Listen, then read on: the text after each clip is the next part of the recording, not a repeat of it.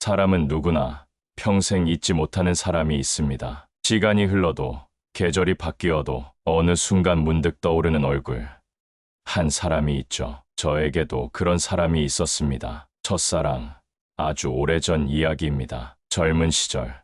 너무도 짧았기에 더 아련했고 끝내 말하지 못했기에 더 깊이 남았던 사람. 그리고 그 사람을 70이 넘은 나이에 설악산 중턱에서 다시 만났습니다. 처음엔 착각이려니 했습니다. 하지만 그 눈빛, 그 말투, 그리고 무엇보다도 제 가슴이 반응하고 있었습니다. 그날 이후 제 인생은 다시 흔들리기 시작했습니다. 잊었다고 믿었던 감정이 다시 피어나는 계절처럼 조용히 제 마음 안에서 자라고 있었습니다. 하지만 그 시작은 아름답지만은 않았습니다. 저의 어리석은 선택, 그리고 깊은 오해, 한 사람의 마음에 크나큰 상처를 남기고 말았죠. 이야기의 시작입니다. 노년의 외로움 속에서 다시 피어난 사랑 이야기. 지금부터 함께 들어주시겠어요? 혹시 아직 구독하지 않으셨다면 황혼의 벗 채널 구독과 알림 설정, 좋아요 버튼을 눌러주시면 이런 따뜻한 이야기를 계속 전해드릴 수 있습니다. 여러분의 작은 클릭 하나가 저희에겐 큰 응원이 됩니다. 그럼 지금부터 70세 성동과 66세 이지수, 그들의 두 번째 봄 이야기를 시작합니다. 70세가 넘은 저는 이제 하루하루가 그저 흘러가는 날들이었습니다. 퇴직하고 나서 아내까지 먼저 보내고 나니 아무것도 제게 남은 게 없더군요. 그래서 매일 아침 설악산을 오릅니다. 누군가는 왜 그렇게 힘든 짓을 하느냐고 묻겠지만 사실 그 산길이 제겐 유일한 삶의 목적이었습니다. 자연은 말이 없어서 좋았습니다. 누구도 묻지 않았고 아무도 저를 판단하지 않았습니다. 나무는 묵묵히 제 곁을 지나쳤고 산새는 그저 자기 할 말을 하다 사라졌습니다. 그날도 평소처럼 설악산 중턱의 쉼터에 도착했습니다. 숨을 고르며 벤치에 앉았을 때였습니다. 그곳엔 작은 천막 하나가 세워져 있었고 그 앞에선 몇몇 중년 여성들이 따뜻한 커피와 간단한 음료를 팔고 있었습니다. 그 중 한 사람이 눈에 들어왔습니다. 단정한 옷차림, 화장기 없는 얼굴, 그리고 어딘지 모르게 익숙한 눈빛. 그녀였습니다. 그 사람 같았습니다. 처음 사랑했던, 군 입대 전에 짧은 시간 함께했던 이지숙이라는 이름을 가진 여자. 저는 무심코 다가가 조심스럽게 말을 걸었습니다. 혹시 지숙 씨 아니신가요? 그녀는 제 얼굴을 잠깐 바라보더니 아무렇지 않은 듯 고개를 돌렸습니다. 천원입니다, 손님. 그 순간 저는 확신했습니다. 맞구나, 저 사람. 지숙이 맞구나. 하지만 바로 그날 밤 친구를 통해 들은 말은 제 심장을 차갑게 얼어붙게 만들었습니다. 요즘 설악산 중턱 쉼터에서 2만 원이면 다 해준다더라. 단정하게 생긴 여자도 같은 부류래. 믿고 싶지 않았습니다. 그럴 리 없다고. 내 첫사랑이 그럴 리 없다고 마음속으로 수십 번 부정했지만 그 말이 제 안에 깊은 불씨를 남겼습니다. 그리고 저는 어리석게도 작은 봉투에 2만 원을 넣고 다시 그녀를 찾으러 갔습니다. 그 선택이 저와 그녀의 균형을 무너뜨릴 시작이 될 줄은 그땐 몰랐습니다. 정말 몰랐습니다. 다음 날 저는 평소보다 훨씬 이른 시간에 설악산을 올랐습니다. 그녀가 평소처럼 그 자리에 있을까? 마음속으로 수없이 되뇌이며 한 걸음씩 조심스럽게 쉼터를 향해 걸어갔습니다. 그녀는 있었습니다. 여느 때와 다름없이 커피를 내리고 있었고 그 모습은 어딘가 평온해 보였습니다. 저는 커피 한 잔을 주문하며 떨리는 손으로 조심스럽게 작은 봉투를 꺼냈습니다. 그리고 그녀에게 건넸습니다. 이거 드릴 게 있어서요. 그녀는 순간 당황한 듯 봉투를 받더니 안을 열어보고는 표정이 굳었습니다. 이게 뭔데요? 저는 말문이 막혔습니다. 그냥 따뜻한 이야기 같은 거요. 그런 의미였어요. 그 말을 얼버무리는 저를 향해 그녀는 차가운 눈빛으로 정면을 바라보며 말했습니다. 저를 그런 눈으로 보셨어요? 제가 그런 사람처럼 보여요? 그녀의 손에서 다시 제 손으로 봉투가 돌아왔습니다. 그 순간 주변 사람들의 시선이 느껴졌습니다. 다른 여성들이 수군거렸고 어디선가 작게 들리는 말소리도 또렷하게 들렸습니다. 저 할아버지 돈 주고 뭔가 하려던 거 아니야? 순간 얼굴이 화끈거렸습니다. 들고 있던 종이컵의 커피는 이미 식어버렸고 제 손은 부들부들 떨리고 있었습니다. 이지숙 씨는 말없이 자리를 떠났습니다. 저는 그대로 그 자리에 멍하니 얼어붙어 있었습니다. 4페이지. 설악산을 내려오는 길이 그날따라 왜 그렇게 길고 무겁게 느껴졌는지 모르겠습니다. 아무 말도 할 수 없었고 제 안에선 수치심과 후회가 소용돌이쳤습니다. 집에 돌아와 거울을 마주 보았습니다. 거기엔 초라한 70세의 노인이 있었습니다. 주름지고 늘어진 눈과 긴 머리카락 사이로 어리석음이 스며든 얼굴. 내가 무슨 짓을 한 거지?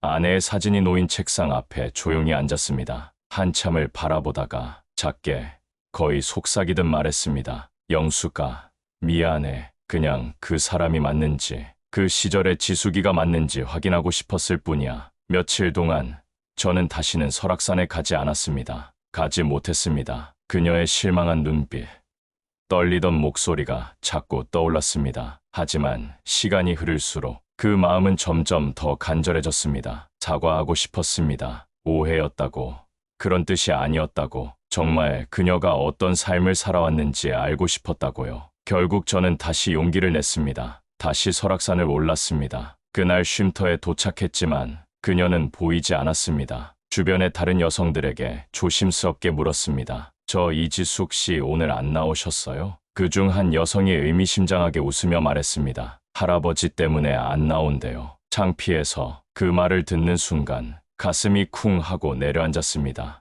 무릎이 풀릴 것 같았습니다. 그녀에게 제가 그토록 깊은 상처를 남겼다는 사실을 그제야 깨달았습니다. 더는 이렇게 끝낼 수 없었습니다. 이대로는 절대로 안 되겠다는 생각이 들었습니다. 저는 다시 그 여성에게 물었습니다. 저 이지숙 씨 어디 사는지 아시나요? 그녀는 저를 흘끔 쳐다보더니 씁쓸한 미소를 띤 채 이렇게 말했습니다. 2만 원 주면 알려드릴게요.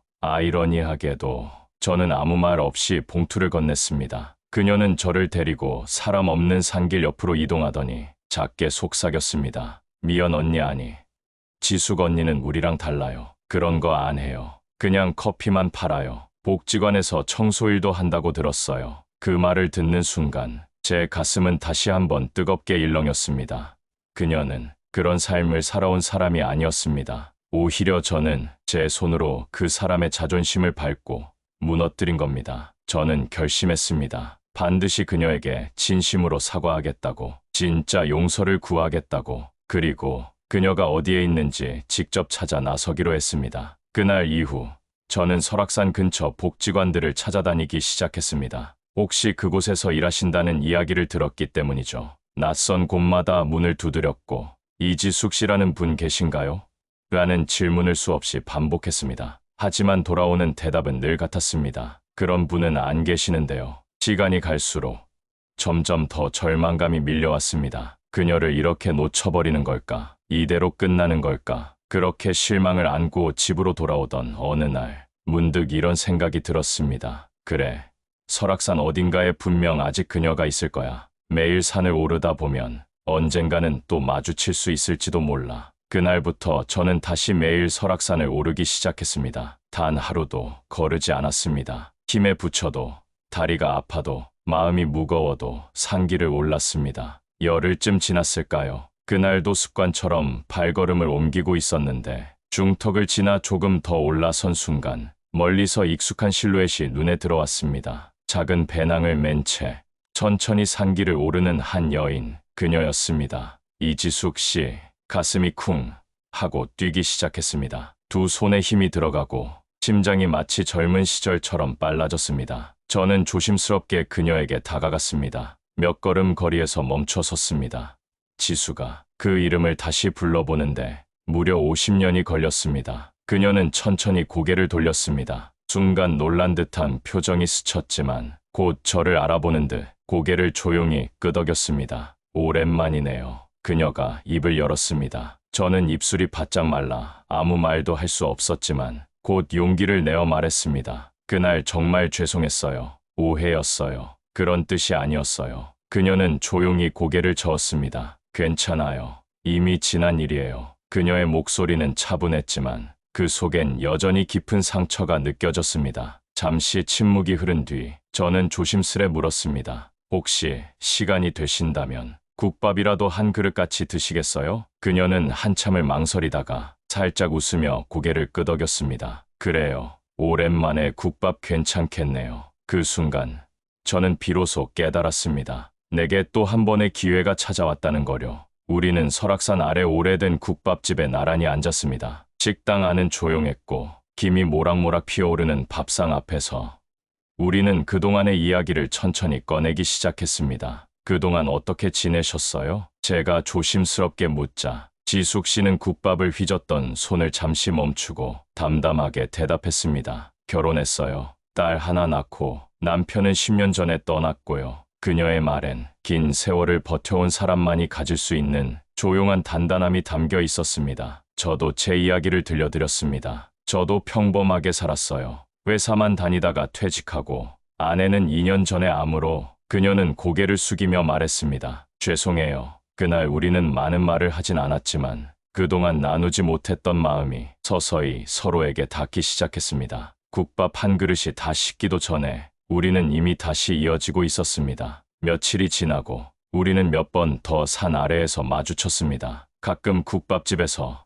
가끔 커피를 마시며 짧은 대화들을 나누었습니다. 어느 순간부터 그녀의 미소가 조금씩 부드러워졌고 제 마음은 더 간절해졌습니다. 그러던 어느 날 조심스럽게 말을 꺼냈습니다. 지숙 씨, 우리 그냥 같이 살아보는 건 어떨까요? 말이 떨어지자마자 저 자신도 당황했습니다. 계획된 말이 아니었습니다. 그저 마음에서 갑자기 튀어나온 진심이었습니다. 그녀는 깜짝 놀란 듯 저를 바라보았습니다. 갑자기 왜 그런 말씀을? 혼자 사는 집이 조금 넓어요. 그냥 동거인처럼 서로 의지하면서 나이 들어 외롭게 사는 것보다는 같이 사는 게 더 좋지 않을까요? 그녀는 한참을 말없이 있었습니다. 그 긴 침묵이 제겐 참 길게 느껴졌습니다. 그러다 조용히 고개를 숙인 채 말했습니다. 생각해 볼게요. 그리고 며칠 뒤 전화가 왔습니다. 성동 씨, 그 제안 받아들일게요. 그렇게 그녀는 작은 가방 하나를 들고 제 집으로 들어왔습니다. 우리는 한 집에 머물렀지만 처음부터 같은 방을 쓰지는 않았습니다. 각자의 방이 있었고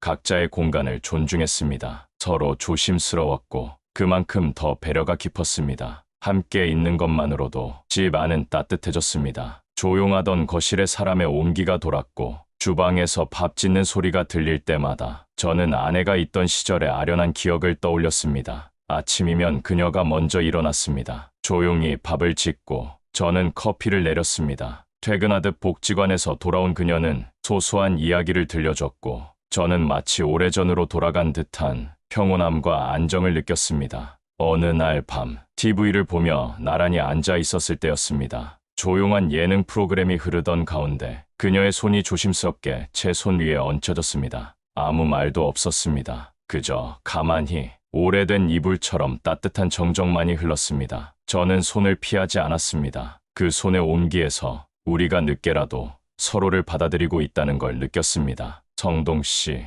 그녀가 조용히 말했습니다. 우리 이렇게 살아도 괜찮을까요? 저는 고개를 끄덕였습니다.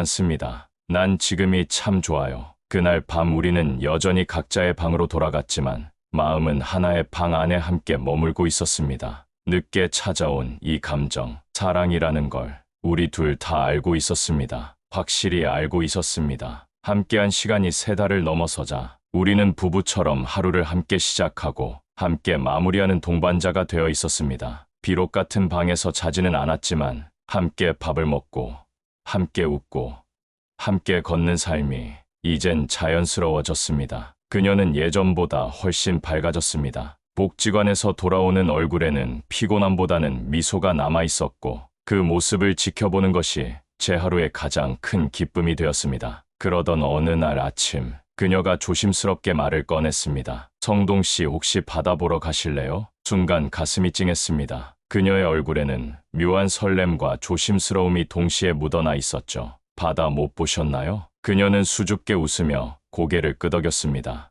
66인데 한 번도 바다를 못 가봤어요. 그 말을 듣는 순간 저는 조용히 작은 여행 가방을 꺼냈습니다. 기차표를 예매하고 숙소를 예약했습니다. 지중해 그 따뜻하고 고요한 바다를 보여주고 싶었습니다. 며칠 동안 그녀는 여행 준비에 바빴습니다. 약은 챙기셨는지, 모자는 썼는지, 옷은 너무 얇지 않은지 그 모습은 마치 설레는 연인이었습니다. 우리는 기차에 올랐고 창밖 풍경이 바뀔수록 우리의 마음도 조금씩 두근거렸습니다. 도착한 그곳은 햇살이 부드럽고 바람이 따뜻한 해변 마을이었습니다. 기차에서 내리자 짭짤한 바닷바람이 우리를 반겼습니다. 그녀는 눈을 동그랗게 뜨며 말했습니다. 와, 정말 바다네요. 66해 만에 처음 마주한 바다 앞에서 그녀는 마치 어린아이처럼 웃었습니다. 우리는 펜션의 짐을 풀고 신발을 벗은 채 해변을 걸었습니다. 모래는 발끝을 간지럽혔고 조용한 파도는 마치 오래전부터 알고 지낸 친구처럼 우리의 발끝을 다정하게 감쌌습니다. 그녀가 나지막이 말했습니다. 성동 씨, 이렇게 행복해도 되는 건가요? 저는 아무 말 없이 그녀를 바라보았습니다.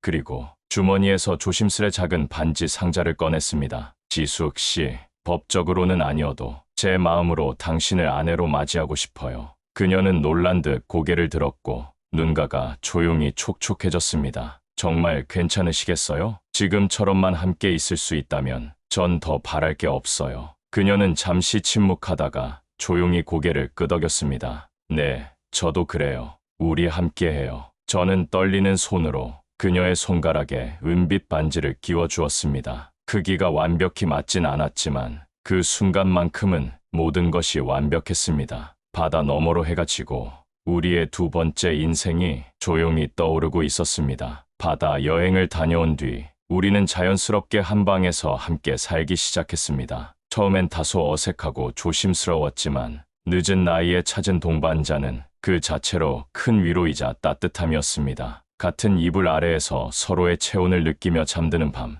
그건 제가 살아오며 처음 경험하는 평화였습니다. 아침이면 그녀가 먼저 일어났습니다. 주방에서 나는 된장국 냄새에 눈을 떴고 식탁 위엔 늘 두 사람 몫의 따끈한 밥상이 차려져 있었습니다. 오늘은 복지관 쉬는 날이에요. 우리 산책이나 가요. 그녀가 건넨 말 한마디에 하루가 특별해졌습니다. 우리는 마치 젊은 시절의 연인처럼 아주 조심스럽고 소박한 하루들을 나누었습니다. 밤이 되면 TV를 함께 봤고 가끔 그녀가 제 팔에 기대 잠들기도 했습니다. 그럴 때면 저는 손끝으로 그녀의 머리칼을 천천히 쓸어내리며 속삭이듯 말하곤 했습니다. 늦게 찾아와 줘서 고마워요. 시간이 지나면서 우리는 서로에게 점점 더 없어서는 안 될 존재가 되어갔습니다. 같이 밥을 먹고 함께 앞을 걱정을 하고 함께 늙어갈 준비를 한다는 것, 그것이 진짜 사랑이라는 걸 우리는 매일매일 배워나가고 있었습니다. 어느덧 사계절이 한번 지나갔습니다. 벚꽃이 지고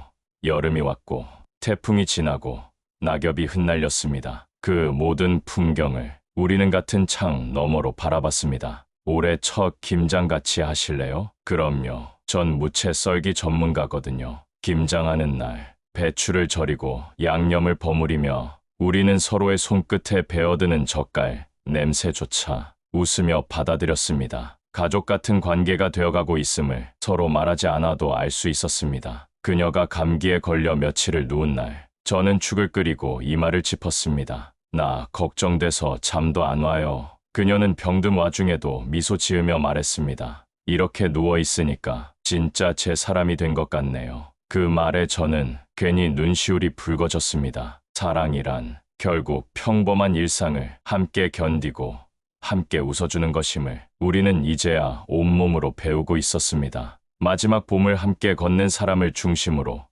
인생의 황혼 속에서 나누는 깊은 대화와 서로의 존재에 대한 약속을 서정적으로 이어가겠습니다. 어느 날 밤이었습니다. 우리는 나란히 소파에 앉아 창밖에 조용히 내리는 가을비를 바라보고 있었습니다. 집 안은 따뜻했고 공기에는 된장국과 빨래 냄새가 살짝 섞여 있었습니다. 성동 씨, 그녀가 조용히 제게 말을 걸었습니다. 우리 이렇게 오래 함께할 수 있을 줄 몰랐어요. 저는 그녀를 바라보며 웃었습니다. 저도요. 이렇게 마음이 편안해진 건 처음이에요. 우리는 서로에게 늦게 찾아온 봄이었습니다. 젊은 시절엔 미처 몰랐던 감정들, 설렘보다는 신뢰와 따뜻함, 열정보다는 책임과 배려, 그것이 지금 우리의 사랑을 이루고 있었습니다. 우리에게 얼마나 시간이 남았을까요? 그녀가 조심스럽게 물었을 때 저는 그녀의 손을 조용히 잡았습니다. 얼마가 남았든 하루하루 당신과 함께라면 그걸로 충분해요. 이젠 이름을 부르지 않아도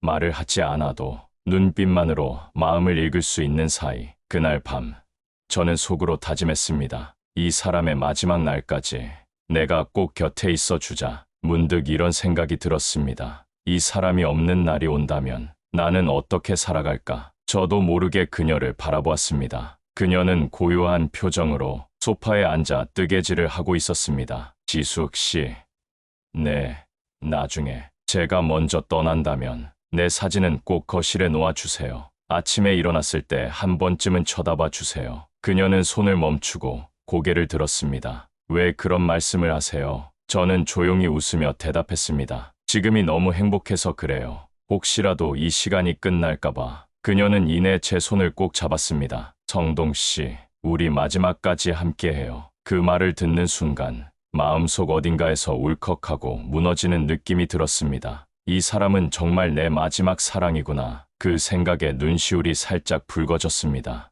우리는 그 밤 말없이 거실에 앉아 있었습니다. TV는 조용히 흘러가고 있었고 서로의 온기만이 남아 있었습니다. 그날 밤 저는 처음으로 잠든 그녀의 이마에 입을 맞췄습니다. 마음속 깊이 한 사람을 받아들인다는 것이 얼마나 조용하고 단단한 일인지 그제야 실감할 수 있었습니다. 다음 1617페이지에서는 두 번째 바다 여행, 이별을 준비하는 조용한 용기, 그리고 사랑이 남긴 흔적과 위로의 메시지로 이어집니다. 진행 원하시면 곧 또는 계속이라고 남겨주세요. 겨울이 오기 전 우리는 다시 바다로 가기로 했습니다. 이번에는 목적이 분명했습니다. 우리 마지막으로 거기 그 바다 다시 꼭 보자고 약속했잖아요. 그녀는 여전히 해변에 도착하자마자 신발을 벗고 차가운 모래를 맨발로 느꼈습니다. 그 모습을 보며 저는 깨달았습니다. 그녀는 지금도 살아가고 있고 나는 지금도 그녀 곁에 있구나. 우리는 모래사장을 조용히 걸었습니다. 해가 지기 시작하며 하늘이 붉게 물들었고 그녀가 말했습니다. 정동 씨, 이 순간 오래 기억하고 싶어요. 해가 수평선 너머로 천천히 가라앉을 때 우리는 바다 앞 벤치에 나란히 앉았습니다. 손을 맞잡고 말없이 석양을 바라봤습니다. 그녀가 조용히 말했습니다. 혹시 제가 먼저 떠나게 되면 저는 고개를 저었습니다. 그런 말은 말아요. 아직 우리가 함께 걸을 시간은 많잖아요. 하지만 그녀는 그 특유의 조용한 미소로 말했습니다. 그냥요. 당신이 외롭지 않았으면 해서요. 나 없이도 따뜻하게 지내셨으면 좋겠어요. 저는 아무 말도 할 수 없었습니다. 목이 메어와 그저 고개만 끄덕였습니다. 그날 밤 우리는 바다를 등지고 숙소로 돌아오는 길에 말없이 서로의 손을 꼭 잡았습니다. 그 손길은 끝까지 함께하자는 조용하고 확실한 약속이었습니다. 다시 집으로 돌아온 뒤 그녀는 평소보다 더 조용해졌습니다. 저는 그녀가 떠날 준비를 한다는 걸 조심스럽게 느끼고 있었습니다. 하지만 그 모든 걸 말로 꺼내지 않아도 우리는 알 수 있었습니다. 한 시절을 함께 보낸 사람만이 공유할 수 있는 그 고요한 눈빛이 있었습니다. 그날 밤 저는 그녀가 잠든 모습을 오래도록 바라보았습니다. 주름진 손등, 작은 숨소리, 그리고 평온한 얼굴. 그녀가 제 곁에서 조용히 잠들어 있다는 사실만으로 세상에서 가장 고마운 사람이 된 것 같았습니다. 지숙 씨, 그녀는 잠결에도 제 손을 살짝 움켜쥐었습니다. 그 한 번의 손짓에 저는 눈을 감으며 마음속으로 또 다짐했습니다. 끝까지 나는 이 사람 곁에 있을 거야. 사랑이란 누군가를 붙잡는 것이 아니라 그 사람이 가장 평온하게 쉴 수 있도록 곁에서 가만히 앉아 있어 주는 거라는 걸 그녀가 제게 가르쳐 주었습니다. 어느 봄날 아침, 창밖에는 햇살이 따스하게 비춰들고 있었습니다. 저는 먼저 눈을 떴고 옆에 누운 지숙 씨를 조용히 바라보았습니다. 자는 얼굴은 평화로웠고 그녀의 손등엔 작은 주름이 겹겹이 쌓여 있었습니다. 그 주름 하나하나에 살아온 세월의 시간이 담겨 있었습니다. 그녀는 눈을 떴고 저를 향해 살짝 웃었습니다. 잘 주무셨어요? 응. 당신 덕분에 우리는 거실로 나와 식탁에 마주 앉았습니다. 김이 나는 밥 한 그릇, 구수한 된장국, 그리고 잘 익은 김치 한 접시. 별것 없는 식사였지만 그 순간만큼은 세상에서 가장 따뜻한 아침이었습니다. 저는 생각했습니다. 이 평범한 하루를 지켜내는 것이야말로 가장 큰 사랑이구나. 그녀가 문득 물었습니다. 정동 씨, 혹시 내가 먼저 떠나면 슬퍼하지 마세요. 나는 이미 충분히 행복했어요. 저는 조용히 고개를 끄덕이며 말했습니다. 내가 매일 아침 당신 사진 앞에 잘 잤어 하고 말할 거예요. 그러니까 너무 멀리 가지 마요. 그녀는 미소를 지으며 손을 맞잡았습니다. 우리는 그렇게 서로의 마지막 날을 상상하며 오늘을 더욱 소중히 붙잡았습니다. 19페이지 사랑의 마지막 흔적. 그날 오후 우리는 다시 산책을 나섰습니다. 설악산 아래 작은 공원을 천천히 걸었습니다. 그녀는 말했습니다. 성동 씨, 있잖아요. 이렇게 매일 손잡고 걷는 것만으로도 살아온 인생이 참 고마워져요. 그 말을 듣는 순간 저는 아무 말 없이 그녀의 손을 더욱 꽉 쥐었습니다. 그녀와 함께한 시간은 젊은 날의 뜨거운 열정보다는 지금 이 늦은 봄처럼 따뜻하고 조심스러운 온기로 가득했습니다. 우리의 하루는 소박했습니다. 같이 밥을 짓고, 같이 장을 보고, 같이 걷고, 같이 웃었습니다. 그러던 어느 날, 그녀는 평소보다 더 조용히 제게 말했습니다. 성동 씨, 혹시 나 없이도 잘 지낼 수 있겠어요? 저는 눈을 감고 말했습니다. 지숙 씨, 당신이 없으면 내 인생이 얼마나 허전하겠어요. 그러니 너무 걱정 말아요. 나는 매일 당신과 함께했던 그 식탁을 기억할 거예요. 그녀는 고개를 숙이며 말했습니다. 그럼 됐어요. 그 기억이면 나도 편히 쉴 수 있을 것 같아요. 그녀의 손이 내 손 안에서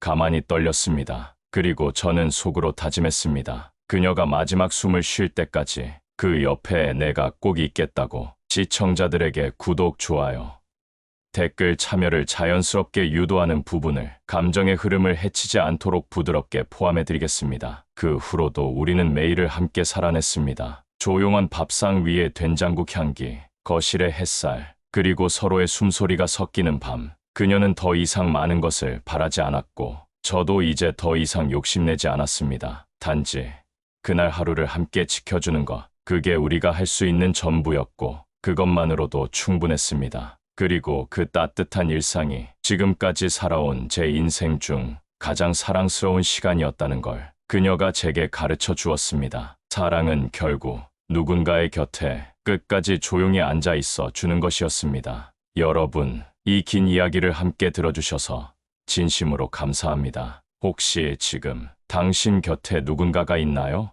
혹은 누군가의 곁이 되어주고 계신가요? 사랑은 사라진 게 아니라 기회와 용기가 사라진 것일지도 모릅니다. 노년에도 늦은 나이에도 사랑은 충분히 다시 피어날 수 있습니다. 그 시작은 아주 작고 사소한 것에서부터 시작됩니다. 따뜻한 밥 한 끼, 커피 한 잔, 그리고 한 사람의 진심. 이 영상이 누군가의 잊고 있던 사랑을 다시 꺼내는 작은 불씨가 되었으면 좋겠습니다. 혹시 이 이야기가 마음에 남으셨다면 지금 좋아요 한번 눌러주실 수 있을까요? 그리고 채널 황혼의 벗이 앞으로도 이런 따뜻한 이야기를 전할 수 있도록 구독과 알림 설정 꼭 부탁드립니다. 혹시 떠오른 얼굴이 있다면 댓글로 그분에 대한 기억을 살짝 나눠주셔도 좋겠습니다. 그 소중한 이야기 우리 함께 들어드릴게요. 사랑은 지금 이 순간에도 누군가의 마음속에서 천천히 그리고 따뜻하게 피어나고 있을지 모릅니다. 다음 봄에도 다음 이야기에서도 다시 함께 해주세요. 감사합니다.